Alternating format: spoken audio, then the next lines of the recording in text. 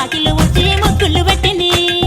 అందాల బొడ్డమ్మ వాకిట్లో పెట్టి జైలెత్తి మొక్కింది కాపాడమంటూ గౌరమ్మ నడిగింది